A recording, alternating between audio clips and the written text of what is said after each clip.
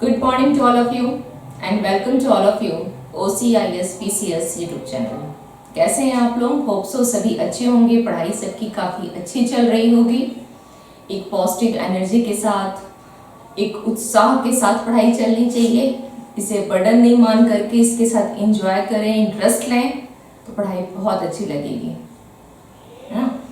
चलिए, तो आज की जो हमारी टॉपिक है वो है बक्सर का युद्ध, बैटल ऑफ बक्सर। तो स्टार्ट करें क्लास को। चलिए आइए। बक्सर के युद्ध में सबसे पहले हम लोग ये देखेंगे कि हमें इस टॉपिक में, जैसा हम लोगों का एक तरीका रहा है, जिस वे से मैं पढ़ाती हूँ, जो स्ट्रेटेजी रही है कि किसी भी टॉपिक को पढ़ने से पहले हमें ये देख लेना चाहिए कि उसमें किन किन पॉइंट्स को हमें नोटेट करना है और कौन कौन से इम्पॉर्टेंट पॉइंट्स है जहाँ से क्वेश्चंस आपके बनते हैं। तो सबसे पहले इस पूरे टॉपिक का हम लोग ये देख लेते हैं कि हमें देखना क्या क्या है इसमें। सबसे पहले आपको ये ईस्वी याद रखनी है। ओके, ये ईस्वी आपको सबसे पहले याद रखनी है। 1764 बक्सर का युद्ध हुआ था। अब इसमें देखना क्या क्या है, मैप आप यहाँ देख रहे हैं, मैं यहाँ देखना है बक्सर। बक्सर कहाँ है?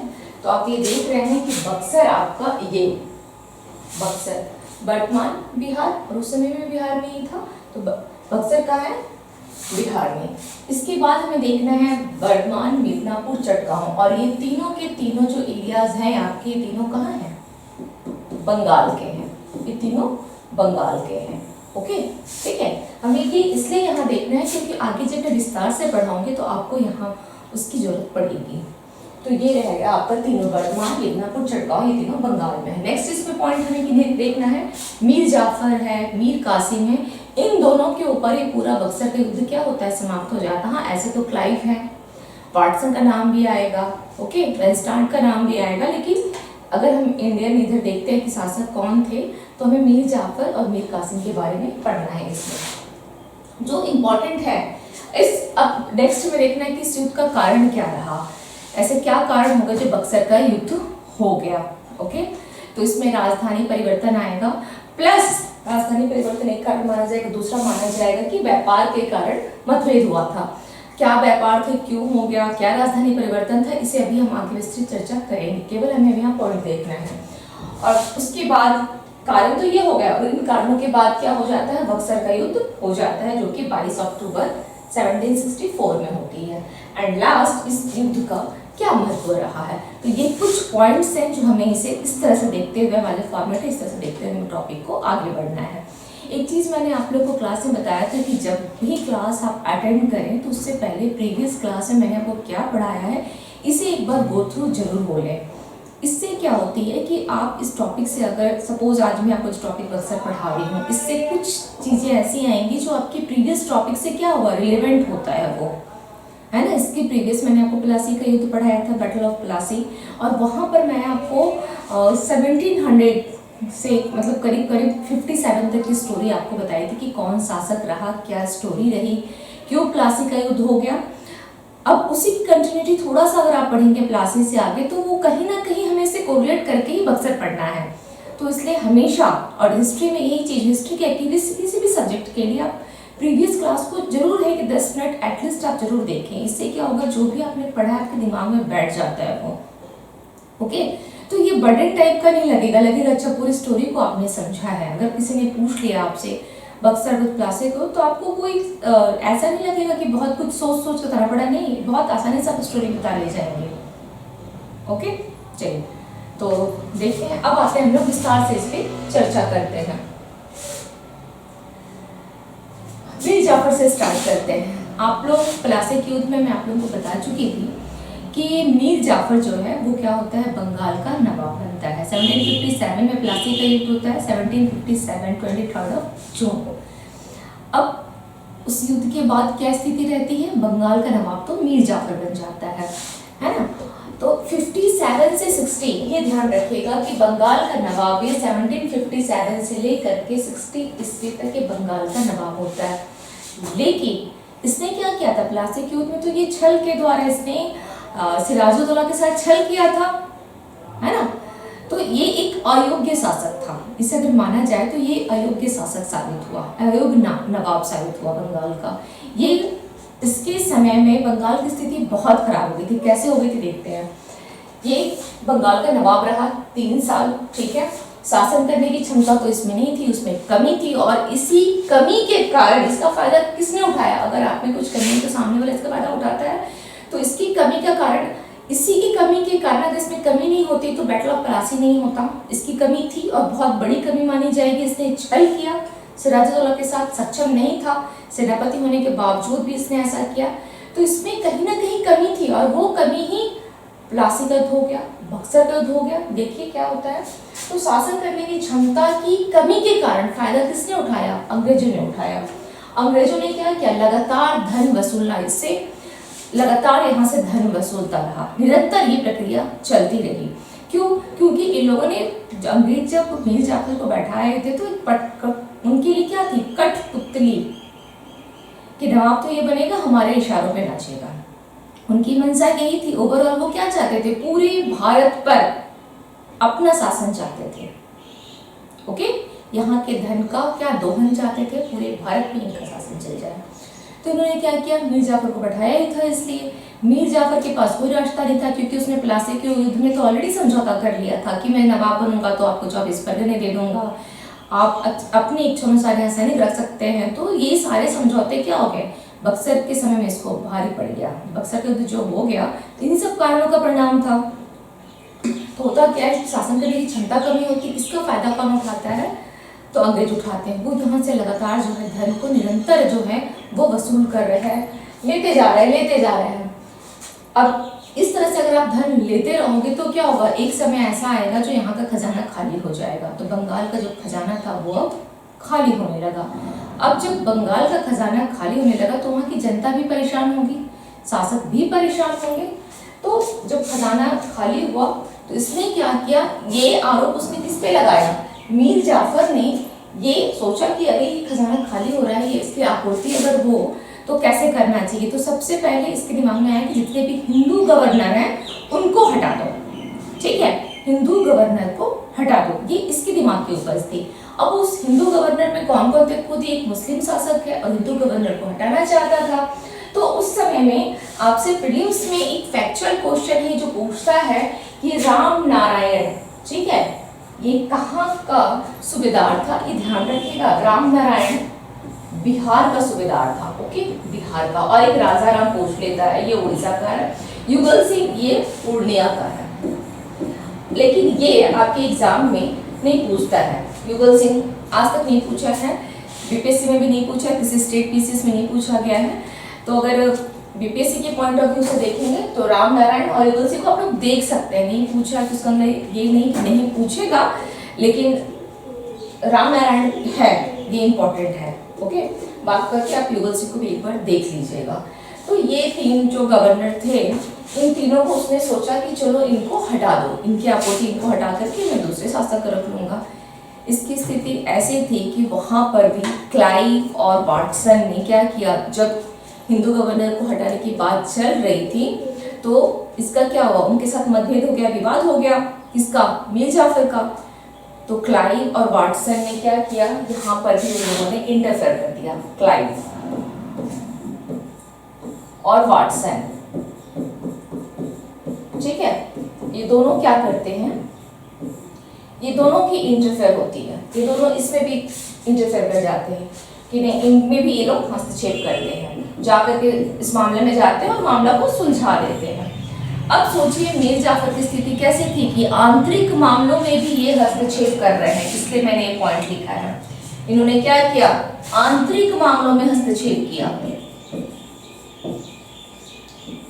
आंतरिक मामलों में हस्तक्षेप किया, ठीक है। ये स्थिति थी, तो आप समझ ही सकते हैं कि अंग्रेज उस समय कितने पावरफुल हो चुके थे।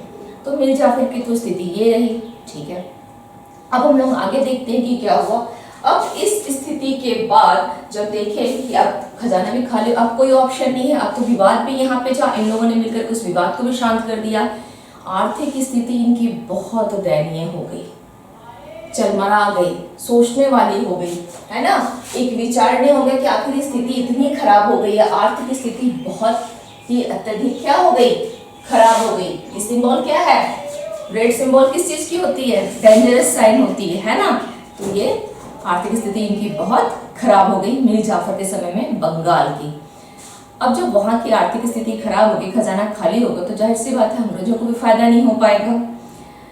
तो एक कंपनी का ही एक हम बोल सकते हैं कार्यवाहक अधिकारी था हॉलवेल, ठीक है। उसने ये एडवाइस किया, उसने अपने तरफ से दिया एडवाइस की कि क्यों ना अब मीर जाफर को पद से हटा दिया जाए। ओके, पद से हटा दिया जाए। यहाँ एक चीज आप लोग नोट रखिएगा, ये उसकी एडवाइस थी कार्यवाहक, उसको एडवाइस देने का मौका कब मिला, एक पॉइंट यहाँ ध्यान रखिए, क्योंकि 1760 में क्लाइव जो है वह वापस इंग्लैंड चला गया।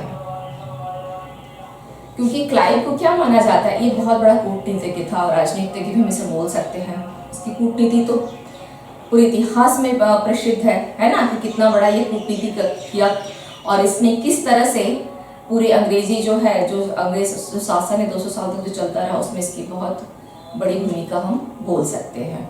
तो इसने क्या किया, ये तो वापस चला गया। इस जब ये 1760 में एग्जाम में क्वेश्चन मिल सकता है, 1760 में इंग्लैंड वापस गया है, दोबारा ये फिर आया है, लेकिन दोबारा कब आया है उसकी आवश्यकता आपको बक्सर के युद्ध में नहीं है, इसलिए मैंने यहाँ पे नहीं बताया। ये चला गया तो कंपनी का एक था कार्यवाहक जो अधिकारी बोल सकते हैं हॉलवेल, उसने ये एडवाइस दिया क्यों ना मीर जाफर को ही पद से हटा दो, क्योंकि उससे तो हमारा नुकसान हो रहा है। हम लोगों ने तो ये सोच के इसे बैठाया था कि हमारा फायदा ही फायदा होगा, लेकिन ये तो संभाल ही नहीं पा रहा है, तो इसे हटा दो यहाँ से।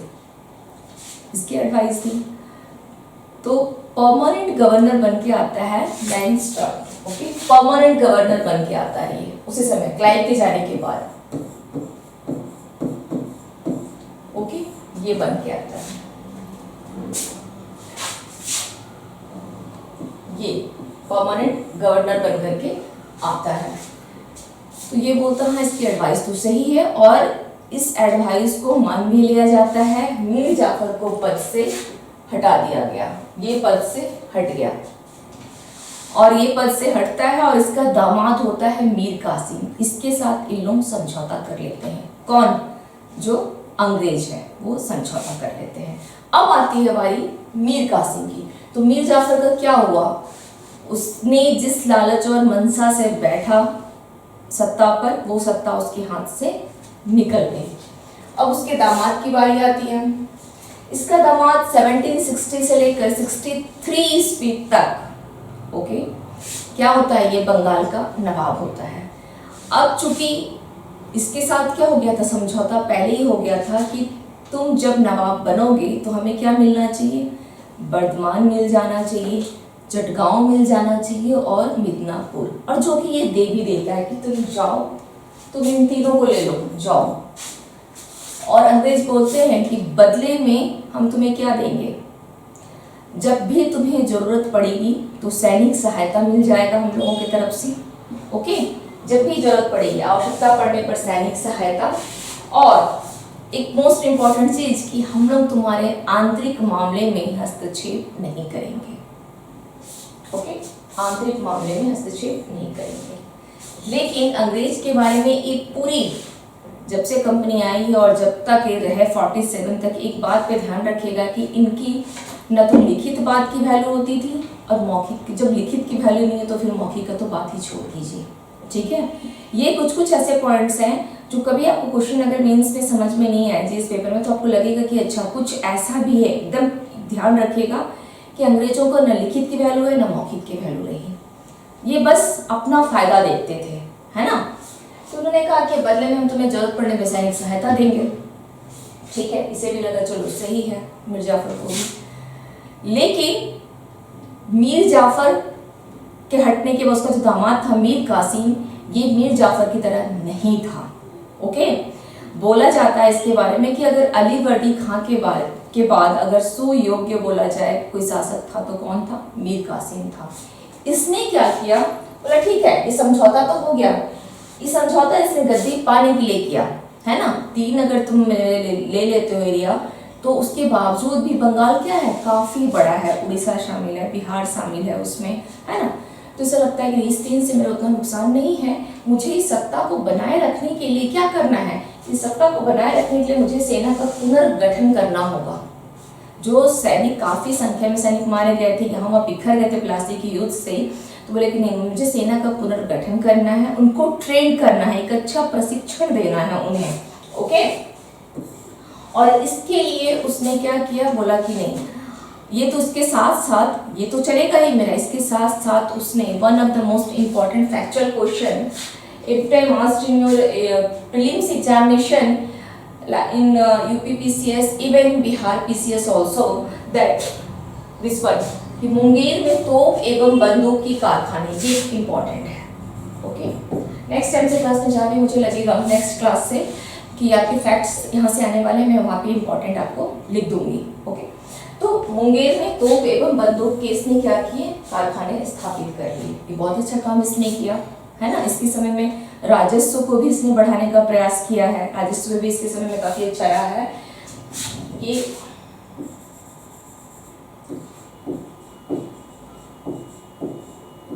ठीक है, और इसके साथ क्या करता है, एक जर्मन अधिकारी होता है समरू, वो अपना क्या करता है, सेनापति नियुक्त करता है। ओके, सेनापति नियुक्त करता है।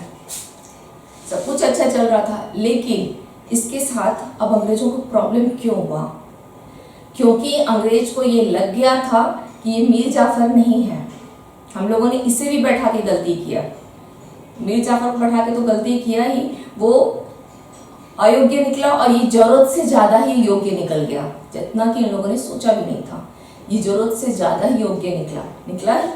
तो अब अंग्रेजों का इसके साथ संघर्ष होना क्या था, स्वाभाविक था।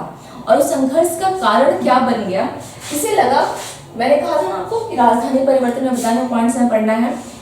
अब यहाँ से संघर्ष शुरू हो जाता है इसका अंग्रेजों के साथ। जब देखते हैं अंग्रेज के लिए ये तो बहुत सक्षम है, योग्य है, कुछ ज़्यादा ही योग्य है, यहाँ हमारा दाल गलने वाला नहीं है, तो अब इसे भी थोड़ा यहाँ से हटाने की कोशिश की जाए।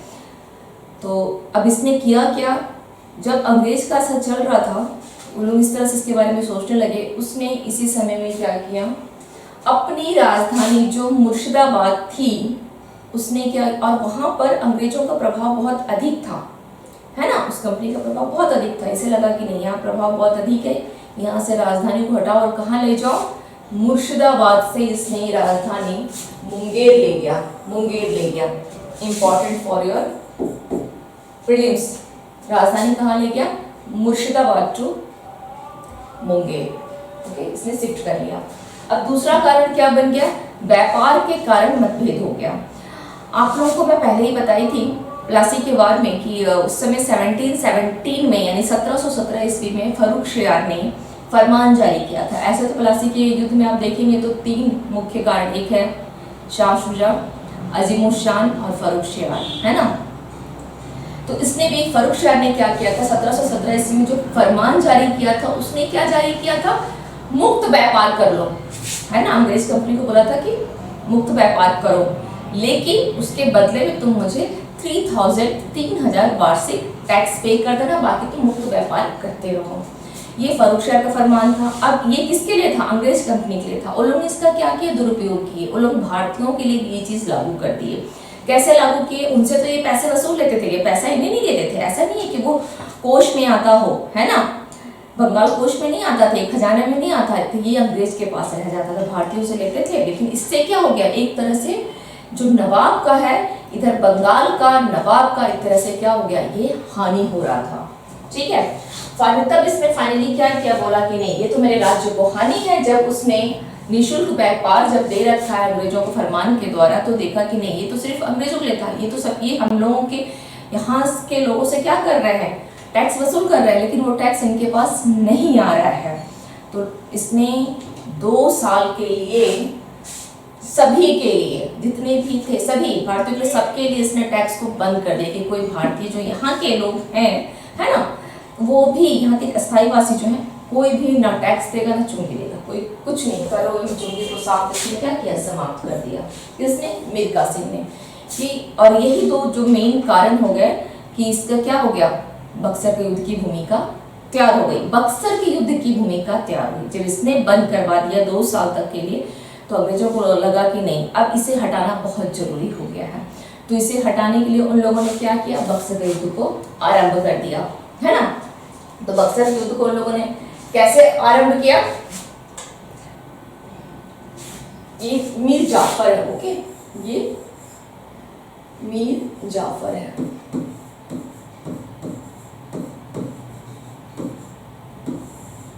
मीर जाफर है, ओके, दोबारा बन जाता है, ये क्या बनता है, दोबारा, ओके। इन लोगों ने इसको हटाने के लिए क्या किया, प्रयास शुरू कर दिया, इसको हटाया। इसको हटाया किस रूप में, इसके पीछे तो लग गए कि चलो अभी से यहाँ से हटाना है। ये लोग दोबारा क्या करते हैं, मीर जाफर को फिर से ये लोग कि नहीं वही सही था, ये तो जो ज्यादा चला था वो सही था, हमारा कठपुतली था, हम लोग उसे हटा देते हैं और चुपचाप मीर जाफर को बैठा के रखते हैं। तो मीर जाफर को दोबारा ये लोग 1760 से लेकर 65 ईस्वी तक यानी 5 साल तक फिर से इसे क्या किया, बंगाल का नवाब इसे बना दिया गया, ओके। चलिए अब जब ये बंगाल का नवाब बन गया, कोई बात नहीं, ये तो नवाब बन ही गया। उधर इन लोगों ने क्या किया कि मीर कासिम बोला कि नहीं, मीर कासिम के पीछे लोगों ने क्या किया कि तुम जाओ और उससे जाकर के पटना पर अधिकार कर लो, ठीक है। तो जिस तरह से ये लोग जब पटना पे अधिकार करने के लिए जाता है, पटना पे अधिकार करता तो ये भी मुंगेर से चल देता है, मुंगेर से ये भी चल देता है। और जब ये चलता है तो होता क्या है कि एक मेजर एडम्स है, तो उससे इसके साथ कहाँ कहाँ पे होता है, कटवा में, मुर्शिदाबाद में, मुंगेर में, सब जगह क्या होता है, इसके साथ छिटपुट युद्ध होता रहता है। फाइनली ये क्या करता है, मीर कासिम भाग जाता है। फाइनली क्या करता है, मीर कासिम भाग जाता है और भाग करके कहाँ जाता है, सुजाउद्दौला के पास, जो कि सुजाउद्दौला अवध का नवाब होता है ना। इसे तो हटा दिया जाता है, इसके साथ युद्ध कर लेता है कौन, मेजर एडम्स।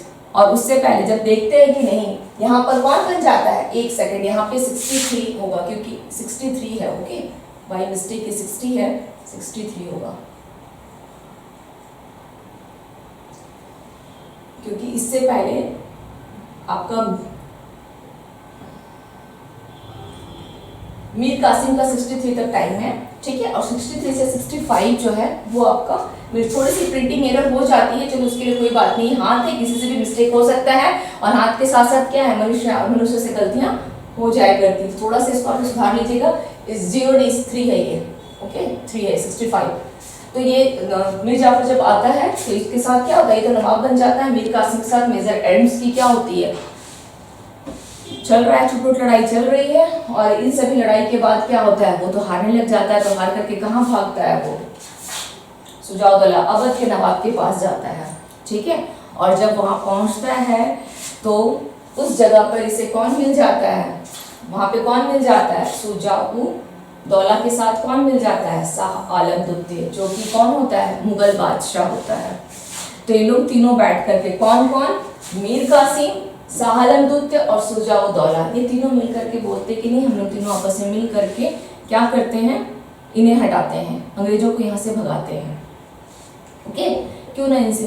तो फिर ये कहाँ से निकलता है, पटना के पास बक्सर है, यहाँ से जाता है, अंग्रेज घर से आते हैं, और हेक्टर मुनरो के नेतृत्व में क्या हो जाती है, अंग्रेजों की तरफ से कौन है, हेक्टर मुनरो, ये इंपॉर्टेंट है, एग्जाम में पूछता है, बक्सर के युद्ध में अंग्रेजों की तरफ से नेतृत्व किसने किया है, तो हेक्टर मुनरो ने किया है। और ये पूरी लाइन आपके लिए इंपॉर्टेंट है, ये पूरी लाइन, ओके। कौन कौन थे इस तरफ, मीर कासिम, मुगल बादशाह, शाह आलम द्वितीय,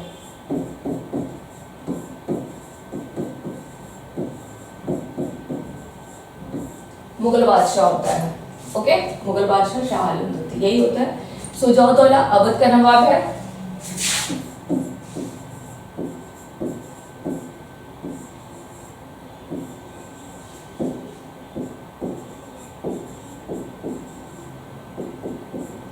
अवध का नवाब, ओके। चलिए, तो ये लोग क्या करते हैं, इनके बीच में बक्सर का युद्ध होता है, और मीर कासिम अगेन, इनकी सेना क्या होती है, संख्या में तो अधिक होती है, लेकिन यही प्रॉब्लम है, संख्या में अधिक होने के बावजूद भी इनके पास बहुत अच्छे संसाधन नहीं होते हैं, तो ये लोग क्या होते हैं, हारने लग जाते हैं। मीर कासिम भाग करके दिल्ली चला जाता है, ठीक है। और हेक्टर मुनरो जिनका नेतृत्व करता है, इसके साथ क्या होता है, शाह आलम द्वितीय, सुजाउद्दौला, ये लोग सब अंग्रेजों की शरण में चले जाते हैं, और बक्सर का युद्ध क्या हो गया, समाप्त हो गया, ओके, बक्सर का युद्ध समाप्त हो जाता है। अब हम देखते हैं इस युद्ध का महत्व क्या रह गया। एक्चुअली ये बोला जाता है कि प्लासी का युद्ध क्या है, तो छल प्रपंच कपट था, है ना। तो ये षड्यंत्र कूटनीति पर आधारित थी, लेकिन बक्सर का जो युद्ध था विशुद्ध सैनिक शक्ति पर आधारित थी। और इसके बाद ही ब्रिटिश शक्ति का प्रभाव जो है वो बंगाल में दिखने लगता है, और उसके साथ साथ बंगाल पर कंपनी का शासन जो है पूर्ण रूप से लागू हो जाता है इसके साथ साथ ही। ओके, तो इस तरह से आप देखेंगे कि बक्सर का युद्ध जो आपका पूरा समाप्त हो जाता है। यहाँ पर कहीं कुछ नहीं है। अगर बहुत शॉर्टकट में बोला जाए तो मीर जाफर और मीर कासिम को लेकर के ये मीर जाफर पहले नवाब बनता है 1757 से लेकर के 60 तक, 3 साल तक। उसके बाद 63 से लेकर के मीर कासिम बनता है। मीर कासिम अगर बहुत कम शब्द में पूछा जाए तो ऐसे समझा सकते हैं कि मीर कासिम अपनी राजधानी को स्थानांतरित कर लेता है, मुर्शिदाबाद से कहाँ ले जाता है, मुंगेर ले जाता है। दूसरा, व्यापार में मतभेद हो जाता है, क्योंकि फर्रुख शाह द्वारा जारी जो फरमान था उसमें केवल अंग्रेजों के लिए निःशुल्क व्यापार थी, लेकिन इसने क्या किया कि किसने, अंग्रेजों ने क्या किया, उस निःशुल्क व्यापार का दुरुपयोग किया। वो भारतीयों के ऊपर भी के साथ कर और चुंगी लेने लगे, और इसका जो कर और चुंगी से जो पैसा आता था इसको अंग्रेज अपने साथ कहाँ ले जाते थे, इंग्लैंड ले जाते थे। तो नवाब ने क्या किया, संपूर्ण कर को ही 2 साल के लिए समाप्त कर दिया, जिसके कारण अंग्रेजों को क्या हो गया, काफी वो नाराज हो गए कि नहीं, हमें इसे पद से हटाना। और उसे पद से हटाने के लिए क्या करते हैं, मेजर एम्स को भेज देते हैं कि जाओ और उससे के साथ विद्रोह आरंभ। तो कहाँ पर विद्रोह होती है, ये जब जाता है तो कटवा में कुछ इसके साथ मीर कासिम से इसका विद्रोह हो जाता है, कटवा होता है, मुंगेर में होता है, ऐसे छिटपुट विद्रोह होता है, जिससे कारण वो वहाँ से भाग करके क्या करता है, चला जाता है अवध के नवाब के पास। और उधर जब ये हट जाता है तो ये लोग क्या करते हैं, मीर जाफर को दोबारा फिर नवाब घोषित कर देते हैं 2 साल के लिए, 1763 से लेकर के 65 ईस्वी तक। क्लियर, ये हो गया। अब जब जाता है अवध के नवाब के पास तो बहादुर शाह से पहले कौन था, शाह आलम द्वितीय, है ना। तो वहां पर जो मुगल सम्राट होता है वो वहां शाह आलम द्वितीय को मिल जाता है, और तीनों मिल करके बोलते हैं कि नहीं, इन्हें हटाना बहुत जरूरी हो गया है। बक्सर नामक स्थान पे ये भी इधर से पहुंचते हैं, उधर से हेक्टर मुनरो भी आता है, और इनके बीच में आपस में क्या होती है, स्टार्ट हो जाती है युद्ध। का परिणाम क्या होता है, मीर कासिम भाग के दिल्ली, शाह आलम द्वितीय, सुजाउद्दौला दोनों अंग्रेजों के शरण में चले जाते हैं, युद्ध समाप्त। महत्व, बंगाल पर ब्रिटिश प्रभुत्व यहीं से प्रारंभ हो जाता है। बंगाल पर जो राज करने की प्रक्रिया होती है यहीं से प्रारंभ हो जाती है। ओके, चलिए, अगर आप लोगों को कुछ डाउट लगे या कहीं कुछ लगे कि समझने में नहीं आया है या कोई कॉन्सेप्ट में डाउट है अभी भी, तो आप लोग कमेंट सेक्शन में ज़रूर मुझे कमेंट करें, तो मैं आप लोगों की हेल्प करने की कोशिश करूँगी। और ये मेरी अपनी यूट्यूब चैनल है, इसे लाइक करें, सब्सक्राइब करें, शेयर करें। ओके, तो मिलते हैं फिर नेक्स्ट क्लास में। Thank you to all of you and have a nice day.